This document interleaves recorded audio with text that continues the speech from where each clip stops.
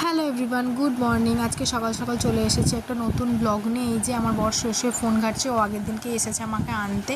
তো একটুখানি মনটা খারাপ খারাপ লাগছে যে আজকে বাড়ি চলে যাবো। এতদিন মায়ের কাছে ছিলাম। মা এদিকে করছে চিকেন আর এদিকে মাছের তেল ভাজা করছে। এখানে চাকা করে আলু কেটে রেখেছি, ভাজা হবে।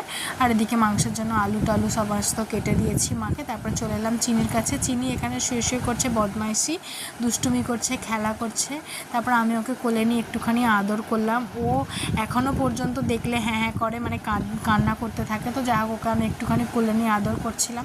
তারপর স্নান করে নিলাম। স্নান টান করে বরের জন্য তুললাম কষা মাংস। ও একটু খাবে, আমিও একটু খাবো। ও খুব একটা মাংস পছন্দ করে না, বাট আমি করি। তো যাই হোক, ওকে অল্প একটু দিলাম। তারপরে আমিও খেলাম। আমার এই মুরগির পাটা খেতে দারুণ লাগে।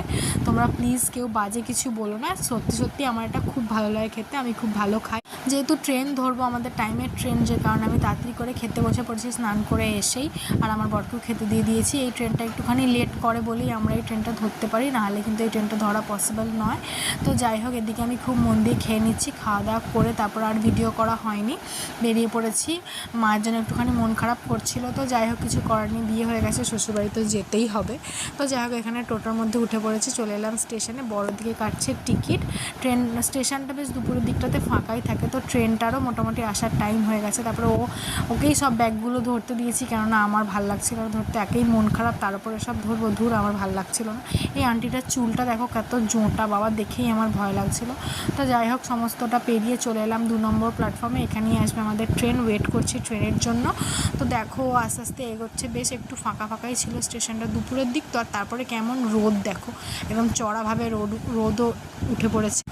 তারপরে বেশ একটুখানি আমার মনটা খারাপ হয়ে গেল যে ধুর, ভাল লাগছে না। যা হোক, ঘেমেও গেছি। তারপরে এদিকে অ্যানাউন্স করে দিল, বড় ওখানে বসার জায়গা পেয়েছিল। ট্রেনটাও আমাদের চলে এলো।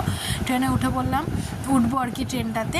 তো দেখো ট্রেনটাতে কেমন ভিড় আছে। ট্রেনটা সমস্ত প্যাসেঞ্জাররা সব নেমে পড়বে বাগনানে, খালি হয়ে যাবে ট্রেনটা। আর এই যে আমাদের উলুবেড়িয়া স্টেশন থেকে ট্রেনটা ছেড়েও দিল। একটু একটু মন খারাপ করছে, যদিও কিছুদিনের মধ্যেই আসবো, বাট তাও মন খারাপ করছে। দেখো ট্রেনে কত ভিড়, বসার জায়গা কোনো রকমে পেয়েছি। তারপরে এই যে ট্রেনটা ছেড়ে অনেকটা চলে এসেছি, চারদিক সবুজ সবুজ। তার একটু পরেই পেয়ে গেলাম জানলার ধারে একটা সিট, এখানে বসলাম। তারপর ট্রেন থেকেই দেখছি সব জায়গায় প্যান্ডেল হচ্ছে, কোথাও গান চলছে, ভালো লাগছে বেশ দেখতে।